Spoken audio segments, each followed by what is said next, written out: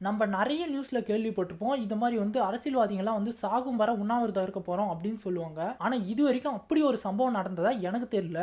ஆனா வந்து நார்த் இந்தியாவில் இண்டோர்ல வியன்னா ஜெயின்ற ஒரு 3 வயசு குழந்தை சாகும் வரை உண்ணாவிரதம் இருந்திருக்கு. அந்த குழந்தையோட பேரண்ட்ஸ் வந்து ஐடி கம்பெனியில ஒர்க் பண்றாங்க. அந்த பொண்ணுக்கு வந்து 3 வயசுலயே வந்து மூளையில கட்டி இருந்திருக்கு. நிறைய ஹாஸ்பிட்டல்ஸ்லாம் போய் பார்த்துருப்பாங்க போல. எதுவும் சரி பண்ண முடியலன்னு சொன்ன உடனே கடைசியில் வந்து ஒரு ஜெயின் கோயிலுக்கு போயிருக்காங்க. அந்த ஜெயின் கோயிலோட குரு ராஜேஷ் முனி மகராஜ்ன்றவருடைய வழிகாட்டுதலின் பேரில் சந்தரா அப்படின்ற ஒரு சடங்கு பண்ணியிருக்காங்க. அது என்ன சடங்குனா வந்து சாகுற வர உண்ணாவிரதம் இருக்கணும். அதுலேயும் அந்த குழந்தை வந்து பார்த்தீங்கன்னா வெறும் ஒரு 10 நிமிஷம் தான் வந்து உண்ணாவிரதம் இருக்க ஆரம்பிச்சதான் அதுக்குள்ளே வந்து இறந்துட்டு இருக்கு.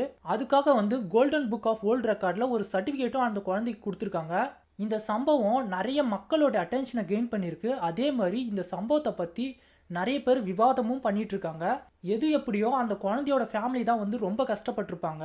நீங்கள் இந்த சம்பவத்தை பற்றி என்ன நினைக்கிறீங்கன்ட்டு கொஞ்சம் கமெண்ட் பண்ணுங்கள்.